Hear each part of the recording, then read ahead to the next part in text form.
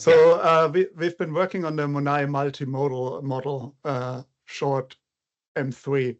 And this is a vision language model for medical applications that can interpret medical images and text prompts to generate relevant responses.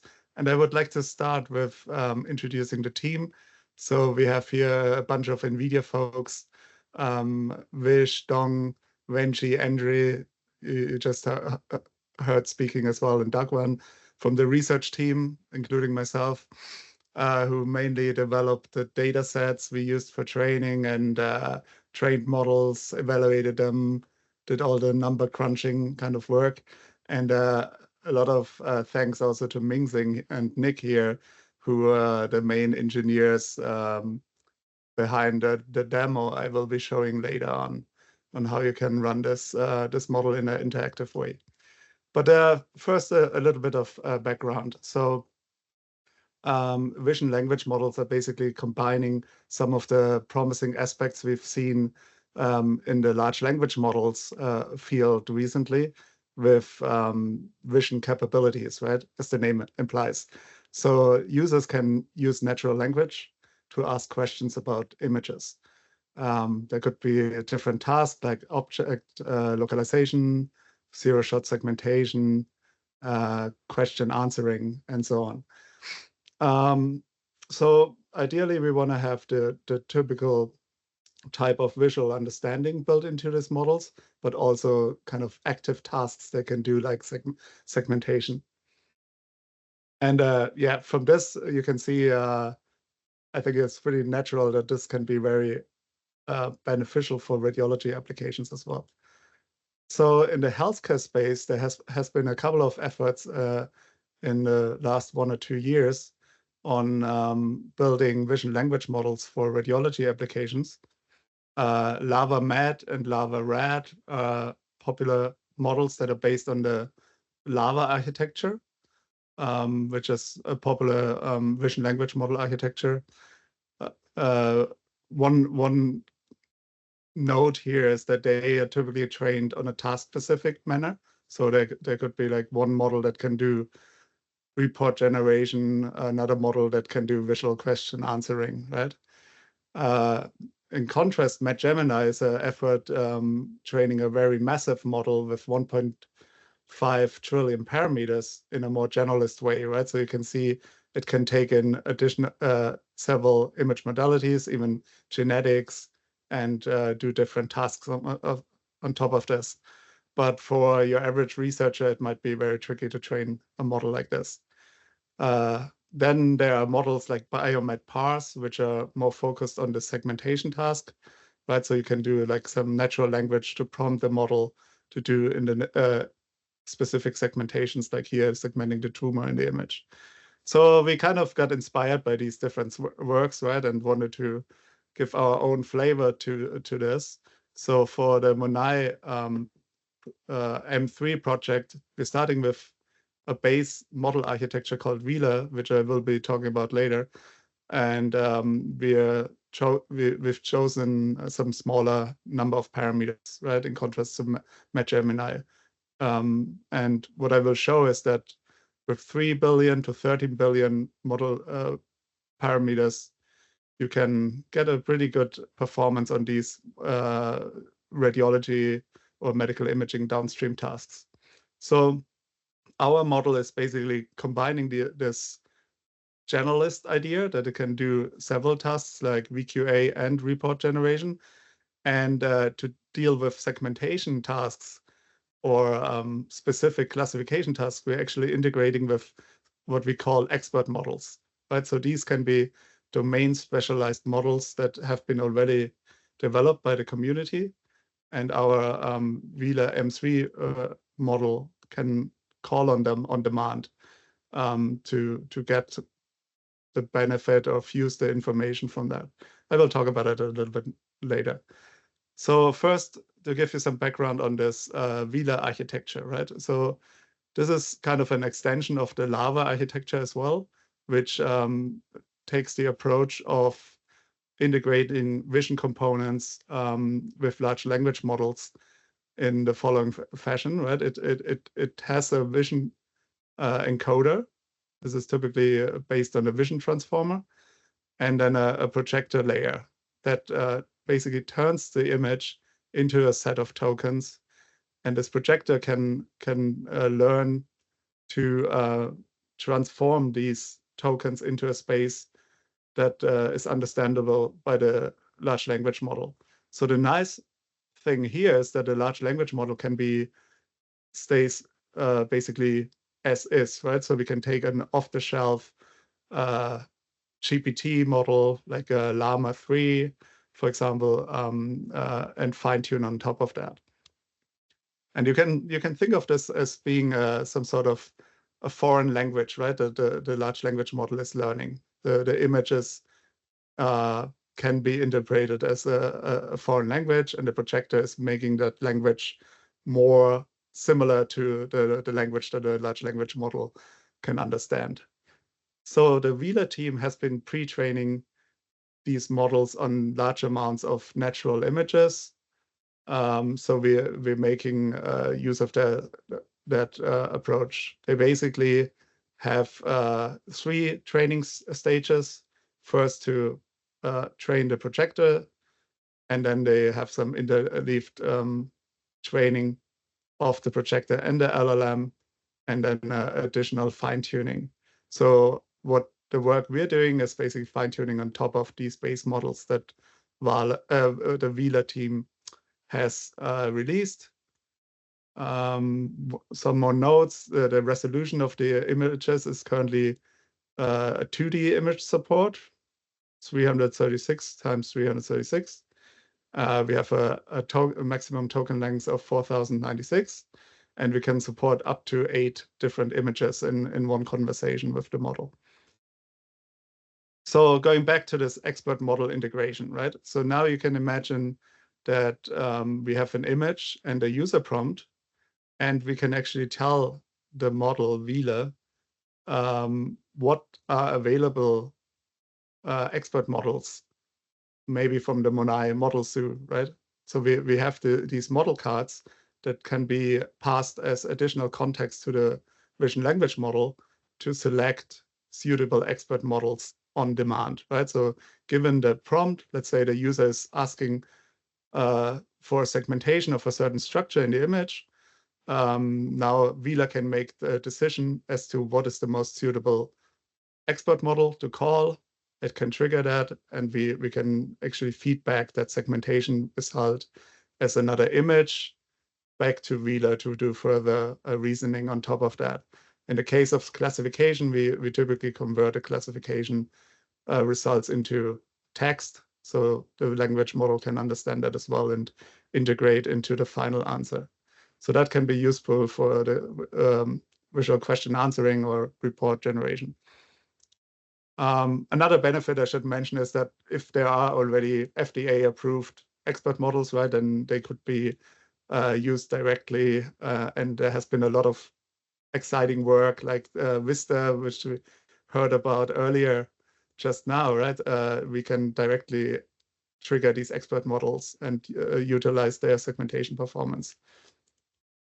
So the model cards look something like this. We have a keyword that the Wheeler M3 can predict, and it can choose different arguments. So for some models like Vista, for example, we have several different organ groups, kind of anatomical groups that can be selected by the model. So in that way, we have some flexibility of how the expert model is being triggered. We give some kind of task description and overview describing what the expert model is doing so that our vision language model can make a suitable choice based on the user prompt and image that is the input to the prompt, basically. Similarly, we have a chest X-ray classification model. In this case, there's no different arguments you can choose, but it has some descriptions here, accuracy, and yeah, no arguments to choose from. So in order to train this model, we've spent quite amount of effort combining different public data sets and enhancing them in some way to include this expert model information. So I will be talking about this next. In total, we used about over 800,000 question answer pairs, and sometimes you have more question answers per image, right? So in total, it was roughly over 400,000 images that were used for training and evaluation. On the expert model side, the current version that we are planning to release is included 3 different expert models. One is Vista 3D for CT segmentation. One is the BRATS model that we have from the MONAI model for MRI segmentation. And we have a chest X-ray classification model from Torch X-ray Vision, which is another great open source project, right? So there are different data sets that we use to prepare the expert model selection training, right? We have basically that capability had to be built into our vision language model. So we created a data set using these existing expert models and some available public image data sets. So the training data is actually partly like semi-automatically generated by using a language model. Like in this case, we used the Llama 3.1 NIM. So that's NVIDIA's inference service. In that way, it's very easy to script some data generation procedures that can produce different varied ways of asking the model to segment lesions in liver CT, for example. Right, so in this way, we can train the model to understand different ways of asking for tumors or lesions in the image to be segmented. And then we can generate a right Vista key and argument that corresponds to what we would like the model to do. So once we have triggered the Vista 3D model, we feed back the information to the vision language model as an overlay. So we can generate a new image that then can be understood by the vision language model. And on top of that, we can give some meta information like description of what are the different colors meaning, right? So you can give some information back to the vision language model to generate better responses. This could be down the road extended to include other things like volumes of the different organs and things like that, right? So some quantitative metrics might be interesting. In this slide, I'm showing how well this works with the expert model selection. So we trained this on this example, we trained on about 50,000 images for CT and 50,000 for chest X-ray, just to make sure that we can actually trigger the expert model. And you can see it nearly 100% gets it right. But if it gets it wrong, then it's kind of understandable mistakes, I would say. Like sometimes it's just not triggering it, very rarely, or it's actually triggering the wrong expert model. In this case, Vista 3D versus the supposedly triggered chest X-ray. And then for the Vista 3D, it sometimes gets the argument wrong. So I think that's also understandable, confusing hepatic tumor versus pancreatic tumor in some rare cases. So overall, this seems to work relatively robustly. One more big effort we had to do was on the report standardization.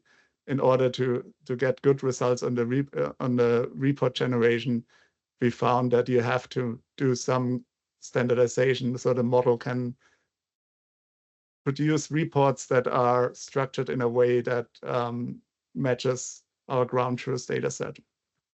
So to do this, we have developed some scripts that are finding the most common statements in reports, and then again use a Llama 3.1 inference service in NIM to restructure the reports. So you can see the original report starts with the lungs are low in volume, but we are kind of restructuring it and rephrasing it in a more standardized fashion to be like in the second position here. And then similarly, this statement or this finding about the cardiac size has been moved to the first output here in the standardized report.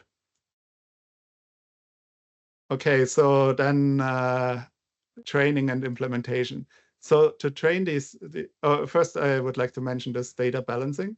So one other crucial thing we found to work well was to make sure that none of these different tasks are underrepresented too much in the training data. So you can imagine if there's like one type of question answering and image type that is dominating the training, the models tend to overfit to that task. So what we did is basically upsample some of these underrepresented VQA tasks, for example. And then here with the 3D, we wanted to make sure that we always gonna be able to trigger the expert model. So we upsampled that data set as well. So that seemed to help a lot.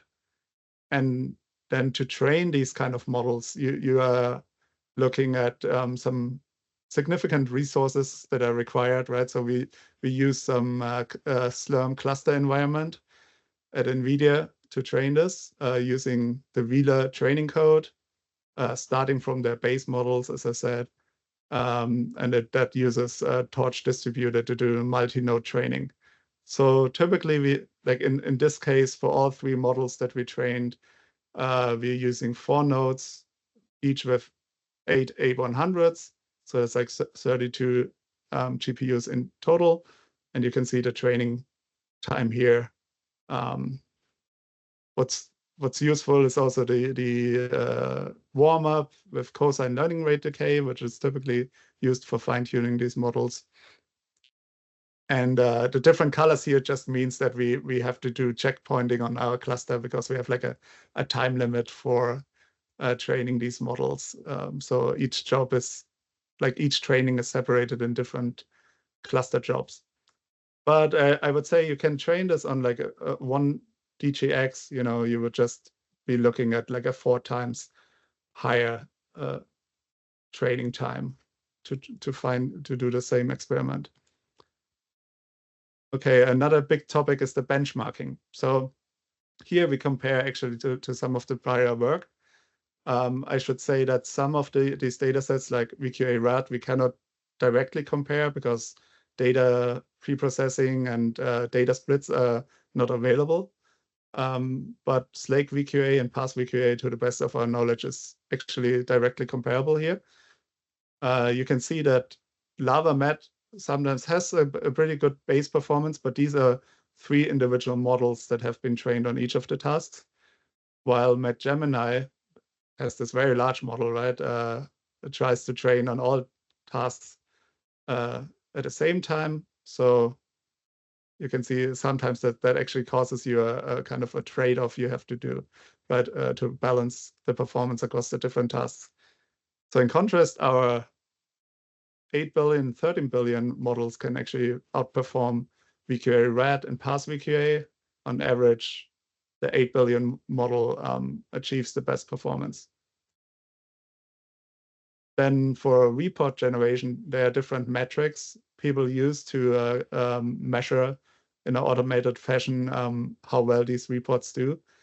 I should say it's a very challenging task actually to do automatically because it's difficult to understand if the model is maybe skipping a word that's really important on a clinical point of view. So the literature has recently proposed the screen score, which is using another large language model to do a more radiology-inspired evaluation. So we've been introducing that as well in our evaluation. And you can see, again, numbers are not directly comparable, but to the best of our knowledge, we do the best that we can to compare. We can achieve a competitive performance compared both LavaMet, LavaRAD, and MetGemini. And this is the classification task. So here, chest X-ray 14 and chest expert has not been used in our training data, actually. So we use these 2 data sets only for evaluation. And what you can see is here that, again, these numbers are now directly comparable with Gemini, as these data sets have standardized data splits. We can see that our model can outperform these.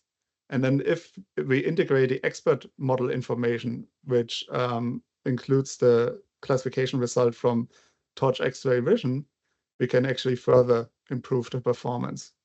But one interesting thing here you can also notice is that Torch X-ray vision already outperforms Gemini, right? So another indication that these trained expert models that have been developed by the community are very valuable, right? And it's hard for vision language models to just outperform the performance of these very specialized healthcare model AI models. So rather than trying to incorporate all of that into the same vision language model, here we just make use of that expert model directly and therefore can boost the performance. So in summary, we outperform Gemini in 5 out of 6 tasks, if I counted correctly. Another indication that our models work reasonably well is evaluating them now on the Wheeler benchmark. So these are natural images, both images and videos, actually. So in the case of videos, we're just feeding like several frames to the model. And you can see that the base models have this average performance across, I think it's over 20 different benchmarks. While after fine-tuning on just the healthcare data sets that I described, we are dropping in the performance a little bit, but I think this is kind of a reasonable trade-off. And you can see that the larger models have a better capability to kind of remember the old tasks. So they're less prone to the catastrophic forgetting, right? So I think what we see here is that the larger number of parameters for large language models can better incorporate different tasks. So it's not forgetting the original natural imaging tasks that it was trained on. Okay, so with that, I'd like to switch to the demo, which we have prepared.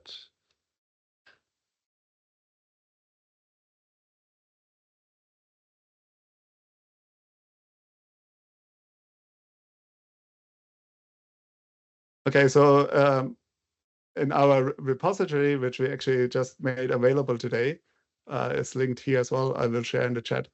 We have a code available to write this or to run this kind of demo. So users can select an example image here. I happen to know which slice is containing a tumor. In this case, it's a liver tumor. So if I use one of these example prompts, right, I can ask it to identify liver tumors. And now you can see the response takes a bit of time because in the background we are triggering the Vista 3D model. So our vision language model correctly understood the prompt and triggered Vista 3D with the correct argument. And the final answer is yes. So here's a behind the scene tab, which tells you a little bit more about what is going on here. So initially, we have this additional context that describes the available expert models. So going from BRATS to Vista 3D, Vista T2, CXR, and the original user prompt. And then the result from Vista 3D is actually fed back as another image token here. This is basically a placeholder for turning this segmentation overlay into something that a vision language model can understand. So the final answer is what is shown to the user, and I can follow up by saying something like, what type of tumor is this?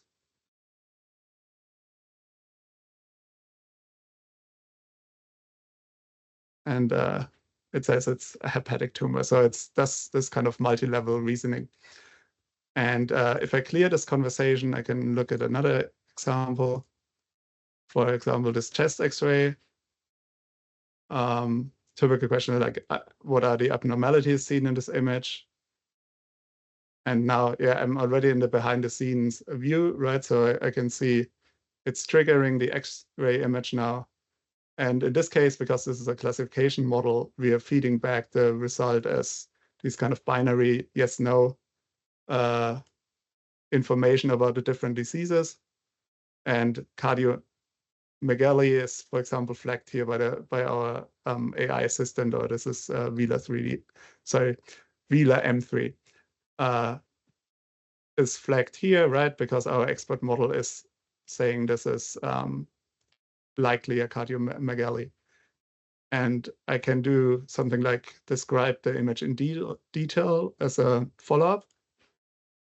And this is the typical prompt that we use to generate a report. So now you can see individual findings being listed here in the kind of more detailed radiology report. Okay, so this demo you can actually try yourself. So I will share. I will share that link very soon. Give me 1 second.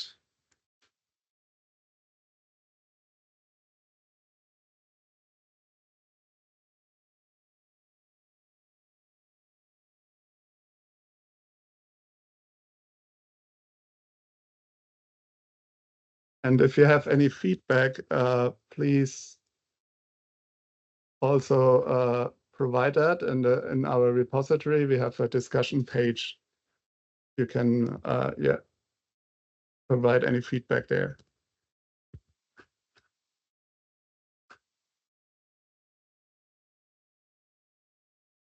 So in the meantime, I want to quickly talk about the next steps. So some popular kind of fine-tuning techniques are parameter-efficient fine-tuning, like low-rank adaptation or DORA, which we are planning to make available, right? So those kind of techniques, on one hand, are less memory consuming, so it has a benefit there on low resource GPUs, and has some potential for maybe not overfitting that much, right? Because you have less trainable parameters. So that's something we are exploring. Another feature we want to enable is quantization to enable faster inference and less memory consumption during inference. So there's a technique called activation-aware quantization, which we're planning to implement. And then a big, more researchy topic is how we directly support 3D volumes, right? As I mentioned several times, the VLA M3 currently only can understand questions about the current slice or image you're prompting about. But I should say it works in a kind of hybrid fashion, right? Because our expert models can actually do full 3D segmentation task, for example. So it works as a kind of hybrid approach in that fashion, that it can take in 3D information from expert models, but summarizes that based on the images that are provided in 2D. So I already shared the demo link and the feedback.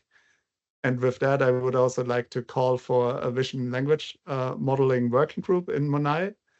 So if you're interested in joining that effort, expanding on top of what I presented, we are very open to have that discussion. Please reach out on the Slack channel, or you can contact Michael or myself to let us know your interest. And here are some more resources, like our repository is under the project MONAI, just called VLM. And we hope to make the checkpoints that I described and all the benchmarking results are based on. We hope to make those available soon. And you have the Slack channel for more questions if you're interested. Okay, thank you very much.